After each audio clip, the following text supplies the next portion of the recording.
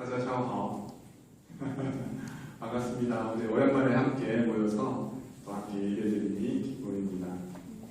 오늘 설교 제목은 복소와 용서. 오늘 설교 제목은 복소와 용서. 그 중에 하나님께서 원하시는 것은 무엇인가입니다. 여러분은 누군가로부터 억울한 일을 당했을 때 용서해주고 싶으십니까? 아니면 복수해주고 싶으십니까?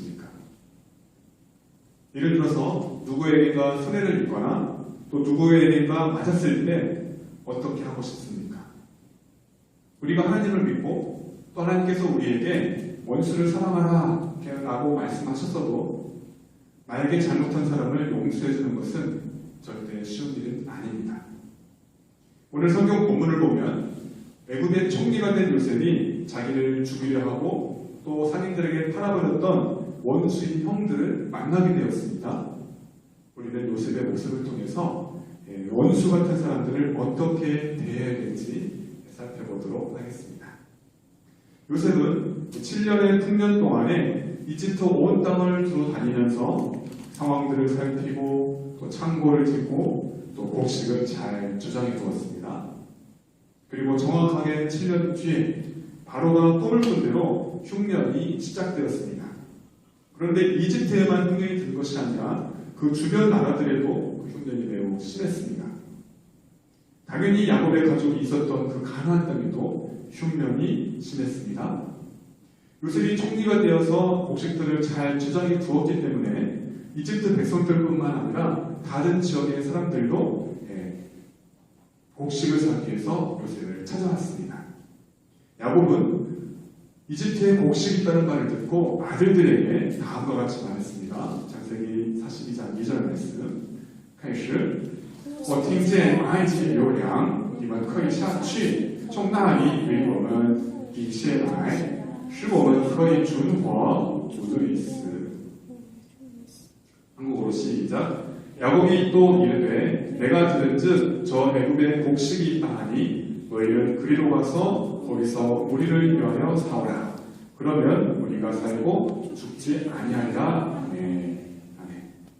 그래서 야곱의 첫째 아들 루벤부터 10번째 아들까지 함께 이집트로 양식을 사러 갔습니다. 야곱의 12번째 아들이자 요셉의 친동생 베냐민은 아버지와 함께 가나안 땅에 남게 되었는데요. 야곱이 베냐민을 다른 아들들과 함께 보내지 않았던 이유는 베냐민을 특별히 사랑했기 때문입니다. 야곱은 베냐민에게 혹시라도 나쁜 일이 생기면 겁이 났기 때문에 베냐민을 형들과 함께 보내지 않고 자신 곁에 남겨두었습니다. 자, 흉년이 시작되자 바로는 이집트 총리 요셉에게 곡식을 타는 모든 책임들을 맡겼습니다. 요셉의 형들은 이집트에 도착해서 요셉 앞에서 얼굴을 땅에 대고 그리고 엎드려서 그에게 절을 했습니다. 요셉과 형들이 헤어진 후 20년 지났지만 요셉은 형들을 단번에 알아보았죠. 그러나 형들은 요셉을 알아보지 못했습니다. 왜냐하면 요셉은 이집트의 총리가 되어 있었고 또 총리의 옷을 입고 있었으며 그리고 이집트 사람의 말을 하고 있었기 때문입니다. 요셉은 형들을 모르는 체하고 매우 엄격하게 그들에게 당신들은 어디에서 왔습니까? 라고 물었습니다. 그러자 요셉의 형들은 저희들은 양식을 사려고 저기 멀리 가나안 땅에서 왔습니다. 라고 대답을 했죠. 그때 요셉은 어렸을 때 꾸었던 꿈, 즉 형들의 볏짚 땅이 자신의 볏짚 땅에 절을 하는 꿈을 생각해냈습니다. 요셉이 형들에게 꿈 이야기를 했을 때 형들은 요셉의 말을 믿지 않았을 뿐만 아니라 요셉을 더 미워하게 되었었죠.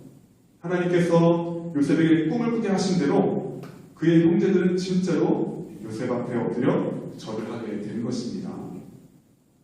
이처럼 하나님께서 주시는 꿈, 하나님께서의 그런 계획하신 것들, 하나님의 약속은 틀림없이 이루어진다는 사실을 여러분 믿으시기 바랍니다. 그런데 하나님께서 여러분에게 꿈을 주신다 할지라도 당장 이루어지지 않을 수 있습니다. 하나님께서 아브라함에게 자녀를 주시겠다고 약속하셨는데 아브라함은 이삭을 낳기까지 25년을 기다렸습니다. 요셉도 어릴 때 꿈을 꾸었는데 20년이 지나서야 그 꿈이 이루어졌습니다. 그러므로 하나님께서 주신 꿈은 절대 그 꿈이 아니라는 것을 믿고 우리가 인내함으로 기다리면 하나님의 때에 성취될 것입니다. 요셉이 그들에게 대하여 꾼 꿈을 생각하고 형들이 어떻게 하는지 보려고 다음과 같이 말했습니다. 당신들은 적적 정탐꾼으로서 이 나라를 옆으로 온 것이 틀림없소. 그러자 요셉의 형들은 아닙니다. 저희들은 그저 양식을 사러 왔을 뿐입니다. 라고 대답을 했습니다. 그리고 자신들은 한 아버지의 아들들로서 정탐꾼이 아니라고 믿어달라고 이야기를 했습니다. 그러자 요셉은 다시 한번 그들을 정탐꾼으로 몰아세웠습니다. 창세기 42장 12절 말씀 开始约瑟说忽然我们必是窥探这地的趋势来的 시작 요셉이 그들에게 이르되 아니라 너희가 이 나라를 틈을 보려고 왔느니라. 그러자 요셉의 형들은 자신들은 정탐꾼이 아니라고 자신들의 말을 믿어달라고 그렇게 하면서 가족에 대한 이야기를 하기 시작했습니다. 저희들은 형제들입니다. 모두 12명이었는데 가나안 땅에 사는 한 아버지의 아들들입니다. 막내는 지금 아버지와 함께 있고 그리고 하나는 없습니다. 잃어버렸습니다. 여기서 막내는 베냐민을 뜻하고요. 그리고 잃어버린 하나는 요셉을 뜻하는 것이죠. 그런데 요셉의 형들은 돈을 받고 요셉을 팔았다고 말하지 않고 잃어버렸다고 그렇게 거짓말을 했습니다. 왜냐하면 요셉의 형들은 동생 요셉을 판 사실을 자신들만 알고 아무도 모른다고 생각했기 때문이죠. 그래서 거짓말을 해도 애굽의 총리 요셉이 모를 것이라고 생각했기 때문입니다. 그러나 요셉의 형들 앞에 있는 이집트의 총리는 바로 자신들이 돈을 받고 상인들에게 팔았던 동생 요셉이었습니다. 요셉은 그들의 말을 믿지 못하겠다고 하면서 또다시 한번 세 번째로 그들을 정탐꾼으로 몰아세웠습니다. 그러면서 요셉은 그들에게 너희가 진실을 증명하고자 한다면 막내를 이곳으로 데리고 와야 한다 라고 말했습니다. 그렇지 않으면 너희는 여기서 나가지 못할 것이다. 너희 가운데 한 사람을 보내 동생을 데려오게 하고 너희 나머지는 감옥에 갇혀 있어라. 이렇게 함으로 너희의 말이 사실인지 확인해 보겠다. 만약 그렇게 하지 못하면 너희들은 틀림없는 정탐꾼들이다. 그러면서 요셉은 형들을 3일 동안 감옥에 가두어 버렸습니다. 요셉의 형들은 감옥에 갇혀 있으면서 얼마나 무서웠을까요? 요셉의 형들은 곡식을 구하려고 말도 통하지 않는 이집트 땅으로 힘들게 왔는데요. 지금 구해야 할 곡식은 보지도 못하고 정탐꾼으로서 걸려서 감옥에 갇혔으니까 정말 눈앞이 깜깜했을 것입니다. 그런데 요셉은 형들을 왜 감옥에 가둔 것일까요? 요셉은 형들이 자신을 죽이려고 구덩이에 던져놨었고 그리고 돈을 받고 팔았기 때문일까요? 또 지금도 거짓말을 하고 있기 때문에 복수하려고 그렇게 한 것일까요? 당연히 아닙니다. 요셉은 형들이 어떻게 하는지 보려고 즉 형들의 마음을 확인하려고 그렇게 했던 것입니다. 요셉은 형들을 감옥에 가둔 지 3일 만에 그들을 찾아가서 다음과 같이 말했습니다. 창세기 42장 19절 말씀 开始你们如果是城市人可以由你们中间的一个人就在监里但你们可以带着粮食回去就你们家里的饥荒 시작 너희가 확실한 자들이면 너희 형제 중 한 사람만 그 옥에 갇히게 하고 너희는 곡식을 가지고 가서 너희 집안의 굶주림을 구하고 요셉은 처음에 한 사람만 가서 막내 동생을 데려와라 나머지는 옥에 갇혀 있어라 라고 말을 했었는데요. 지금 나중에는 한 사람만 감옥에 갇혀 있고 나머지는 곡식을 가지고 가서 가족을 모두 살려라 라고 말이 바뀌었습니다. 그러면서 요셉은 그들에게 다음과 같이 말했습니다. 반드시 막내를 내게로 데리고 와야만 한다. 그래야 너희의 말이 사실인 것을 증명할 수 있을 것이며 너희들이 죽지 않을 것이다. 요셉의 형들은 서로 말하기를 우리가 요셉의 일로 말미암아서 지금 벌을 받는 게 분명하다라고 말했어요. 그가 우리에게 살려달라고 애원할 때 그가 괴로워하는 것을 보고도 우리가 들어주지 않았었는데 그로 인해서 우리가 지금 괴로움을 당하게 되었구나 라고 하면서 자신들의 과거의 잘못을 떠올렸습니다. 만약 요셉이 형들을 처음 만났을 때 자기가 요셉이라고 그 사실을 밝혔다면 어떻게 되었을까요? 요셉이 그냥 형들을 용서해 주었다면 형들은 자신들이 요셉에게 어떻게 대했었는지 반성조차도 하지 않았을 것입니다. 요셉은 그들의 말을 다 알아듣고 있었는데요. 그들 사이에 통역을 세웠으므로 그들은 요셉이 자신들의 말을 듣는 줄 모르고 자신들의 그런 속마음을 다 이야기를 했습니다. 그러나 요셉은 형들의 모든 대화 내용을 다 알아들을 수 있었죠. 그래서 요셉은 형들의 대화를 듣다가 갑자기 마음이 울컥해서 그 자리를 떠나서 혼자 막 웁니다. 요셉은 10명의 형들이 아버지의 심부름으로 찾아간 자신을 구덩이에 던져 넣었던 것을 생각해냈을 것이고요. 그리고 요셉은 형들에게 살려달라고 막 울면서 애원할 때 형들이 못 들은 채 했던 것도 생각해냈을 것입니다. 그리고 형들이 돈을 받고 자신을 팔 때 형들에게 제발 저를 팔지 말아주세요. 저를 집으로 데려가 주세요. 그렇게 간곡하게 부탁했던 것도 생각이 났겠죠. 그러나 형들은 아버지에게 특별히 사랑을 받았던 그 요셉이 너무 미웠고 또 요셉의 꿈 이야기를 들었을 때에 정말 기분 나빠서 요셉을 다시는 보고 싶지 않았습니다. 그래서 형들은 요셉을 다른 나라로 팔아버리면 요셉의 그 꿈은 개꿈이 될 것이다 라고 생각하면서 그의 애원을 무시했던 것입니다. 그러나 하나님께서 요셉과 함께 하셨기 때문에 결국 요셉은 이집트의 총리까지 되었습니다. 그리고 요셉의 꿈대로 요셉의 형들은 요셉 앞에 엎드려서 그렇게 절을 하게 되었습니다. 그렇기 때문에 요셉은 그동안에 있었던 모든 일들, 즉 형들이 자신을 죽이려고 했던 일들, 그리고 형들이 돈을 받고 상인들에게 자신을 판 일, 그리고 애굽에서 고생했던 그동안의 일들을 생각해서 울기도 했을 것입니다. 하지만 다른 한편으로는 내가 이집트에 팔려온 것은 하나님의 은혜였구나. 이 모든 것은 하나님의 계획하심이었구나 라는 생각이 들었습니다. 요셉은 자기가 이집트의 총리가 되고 또 어렸을 때의 꿈대로 형들이 동생인 자신에게 절하는 것을 모두 하나님의 계획이었구나 다시 한번 깨닫게 되었던 것입니다. 그래서 과거에 자신을 팔았던 형들이 지금 그때의 죄를 기억하고 괴로워하는 모습을 보면서 그것을 보면서 요셉은 눈물을 흘렸던 것입니다. 사실 요셉은 총리가 된 후에 첫째 아들을 낳았을 때에 과거의 형들로 인해 받았던 그 상처를 모두 다 잊어버렸습니다. 치유를 받았습니다. 우리는 그 사실을 요셉의 첫째 아들의 이름을 통해서 우리가 확인할 수가 있습니다. 창세기 41장 51절 开始约瑟的长子名叫马拿西，就是狮子忘了的意思，因为他说是诚实我忘了一切的苦痛和我父亲全家。 시작.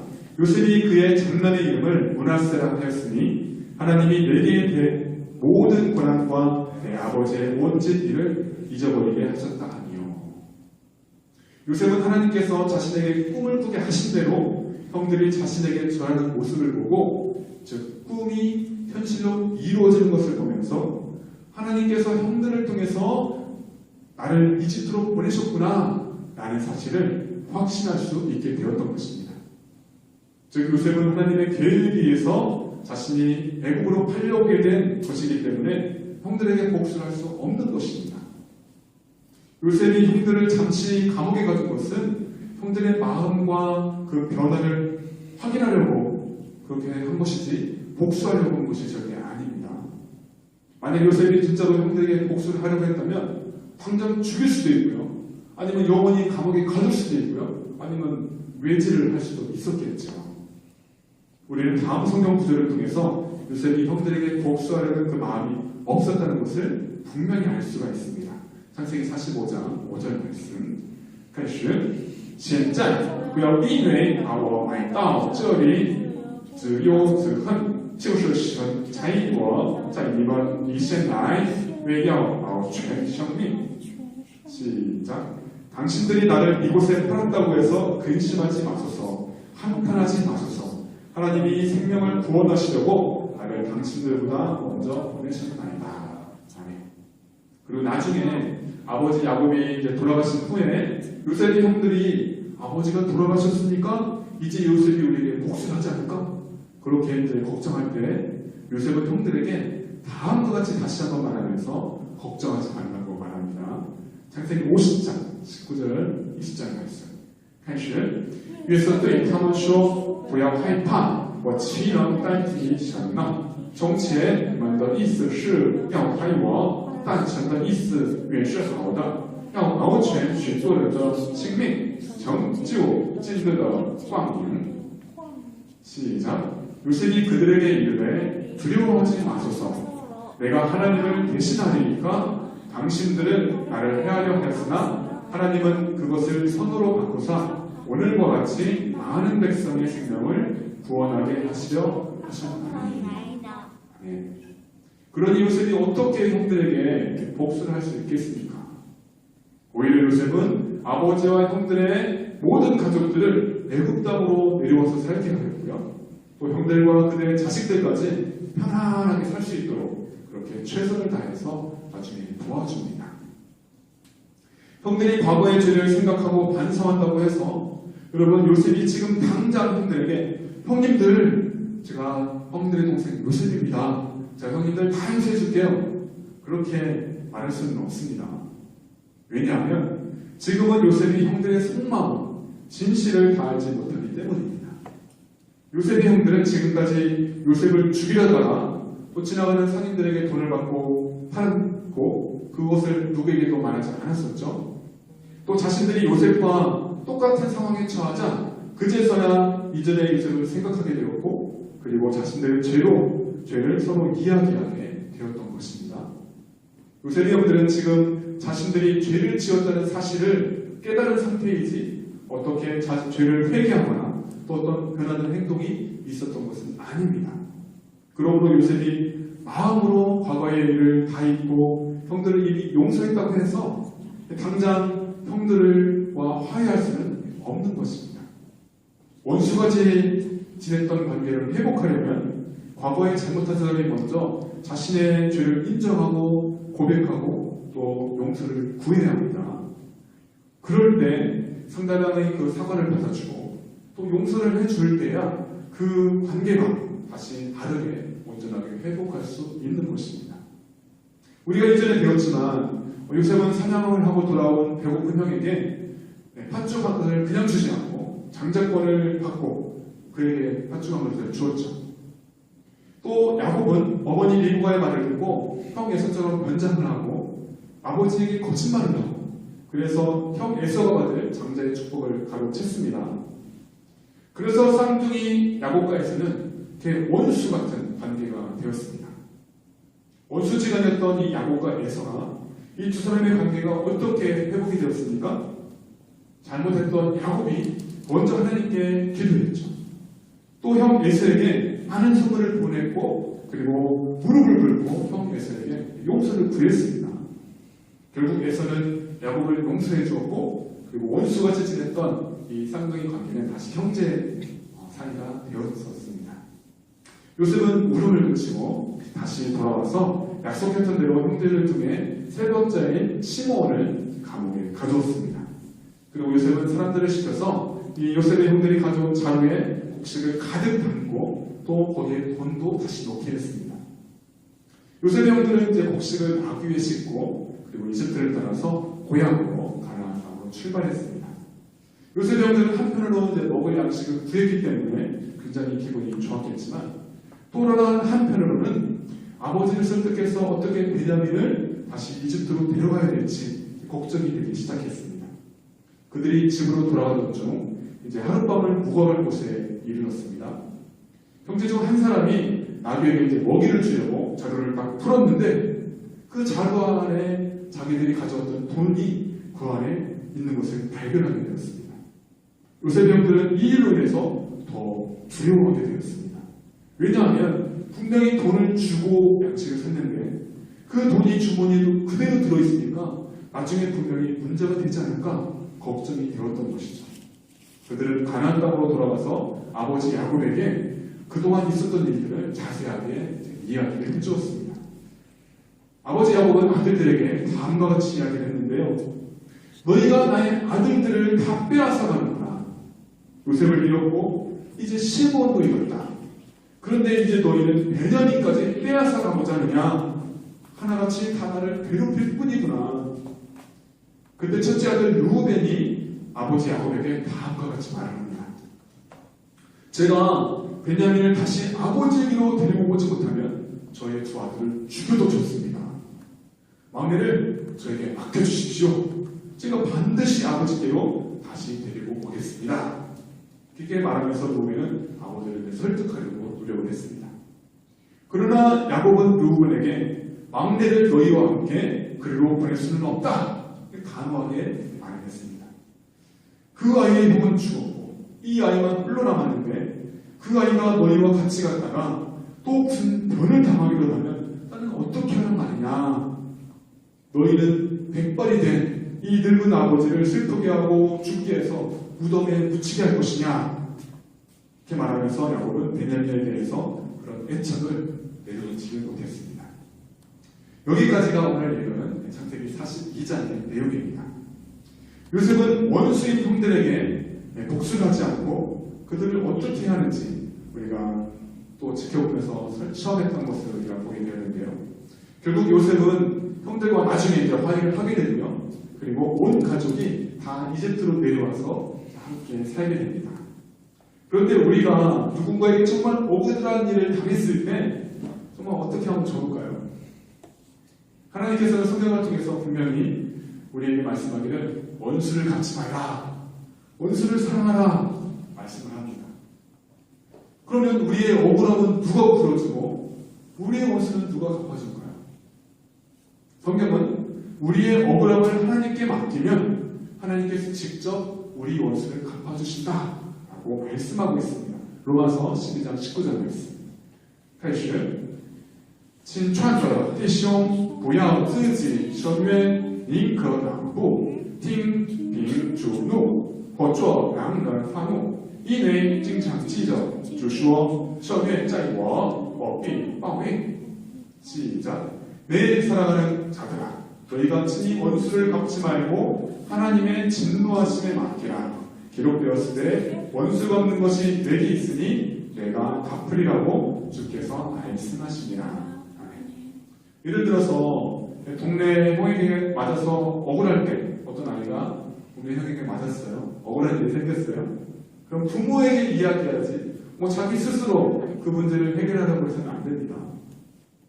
자녀를 사랑하는 부모는 자녀의 그 이야기를 듣고 분명하게 그 억울함을 해결해 줄 것입니다. 그러므로 사랑하는 여러분, 여러분이 직접 원수를 갚으려고 하지 마십시오. 우리는 오직 기도로 우리의 억울함을 하나님께 말씀드리기만 하면 됩니다. 우리의 마음에 원수를 미워하고 또 복수하고 싶은 마음이 가득할수록 우리가 더 괴로워집니다. 하지만 우리의 억울함을 하나님께 맡기면 우리의 마음은 편안해집니다.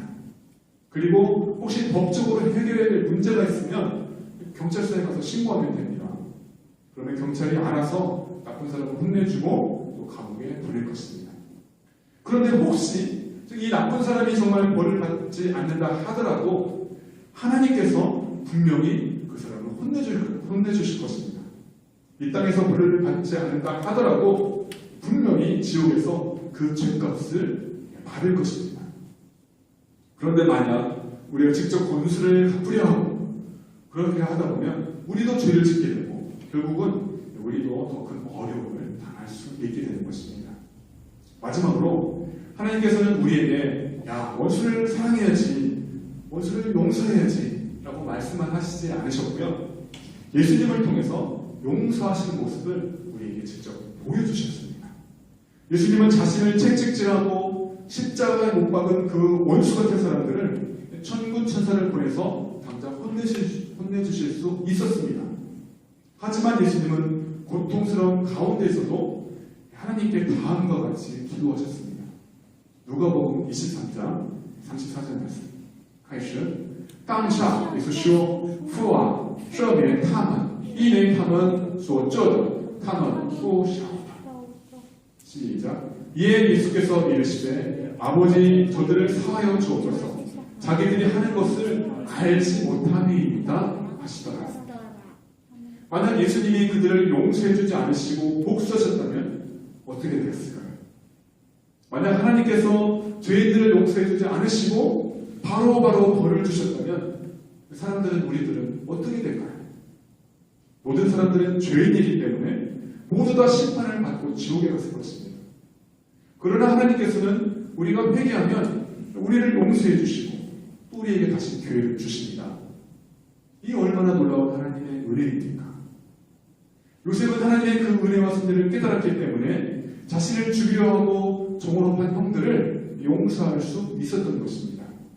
우리도 하나님의 은혜를 깨닫고 그 하나님의 은혜 안에 매일매일 있어야 원수를 우리가 용서할 수 있습니다. 우리가 먼저 예수님의 그 십자가의 은혜 그리고 예수님의 그 십자가 사랑 예수님의 십자가를 통한 용서를 깨달아야만 가능한 일입니다.